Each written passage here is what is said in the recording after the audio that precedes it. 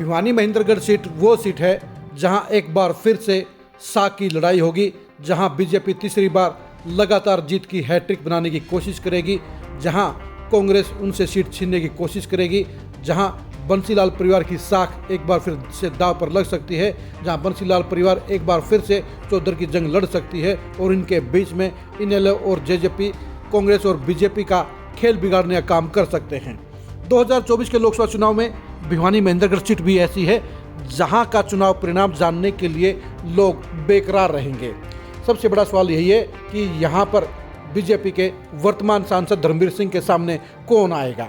कांग्रेस की तरफ से क्या श्रुति चौधरी फिर से चुनावी संग्राम में उतरेंगी या उनके सामने दान सिंह ताल ठोकने का काम करेंगे।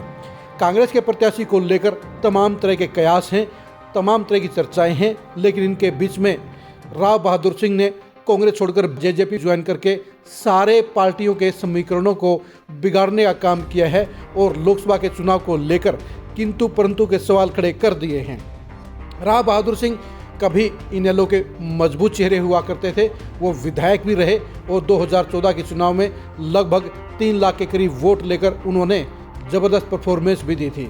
उनका जेजेपी में आना साफ तौर पर बीजेपी और कांग्रेस के लिए नए समीकरणों को जन्म दे गया है। जहां तक धर्मवीर सिंह की बात है, वो मोदी के नाम पर ही तीसरी बार सांसद बनने के लिए चुनावी मैदान में उतरे हैं। उनको ये लगता था कि अगर उनके सामने कांग्रेस की तरफ से राव दान सिंह आते हैं तो अहिरवाल की 4 सीटें उनके लिए भारी सिरदर्दी पैदा कर सकती हैं और ऐसे में उनका चुनाव संकट में पड़ सकता है। उनकी जीत की हैट्रिक पर सवालिया निशान लग सकता है। लेकिन जैसे ही जेजेपी ने वहां से राव बहादुर सिंह की एंट्री करवाई है तो उससे तय हो गया है कि राव बहादुर सिंह ही जेजेपी के प्रत्याशी वहां से होंगे।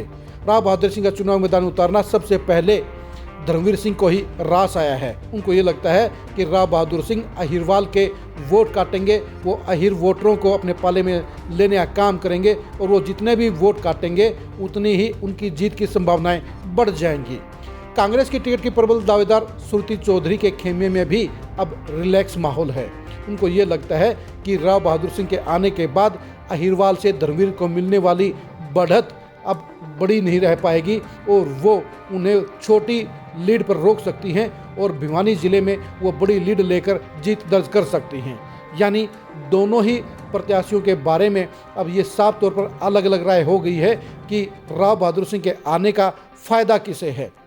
जाहिर सी बात है, पहला फ़ायदा धर्मवीर सिंह को है, दूसरा फ़ायदा श्रुति चौधरी को है और राव बहादुर सिंह का क्या होगा। राव बहादुर सिंह और कुछ नहीं होंगे, वो सिर्फ वोट काटू साबित होंगे।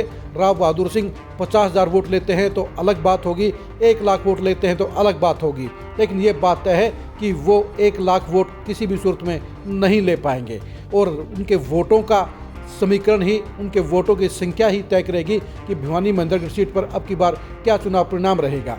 यह हकीकत है कि इस बार 2019 वाला माहौल नहीं है और धर्मवीर सिंह के पास अब एक तरफा माहौल नहीं है, उनके पास में एक तरफा लीड नहीं है, उनके पास एक तरफा जीत के हालात नहीं हैं। ऐसे में कांग्रेस के प्रत्याशी के तौर पर चाहे वो श्रुति चौधरी हो और चाहे राव दान सिंह ही, दोनों ही उन्हें घेरने का काम कर सकते हैं और ऐसे में राव बहादुर सिंह की एंट्री बीजेपी और कांग्रेस दोनों के ही समीकरणों को नया चश्मा देने का काम कर गई है।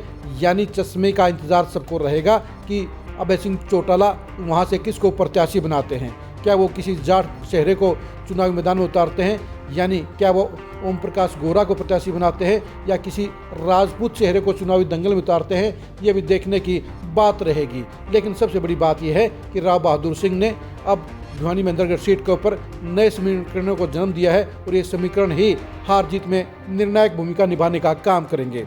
भिवानी महेंद्रगढ़ सीट के चुनाव परिणाम को जानने के लिए आप खरी खरी न्यूज़ के साथ बने रहिए।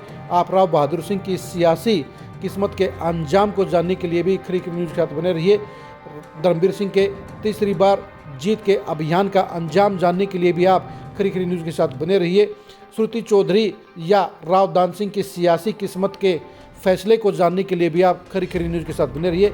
आप हमारे फेसबुक पेज को फॉलो कीजिए, आप हमारे यूट्यूब चैनल को सब्सक्राइब कीजिए। नमस्कार।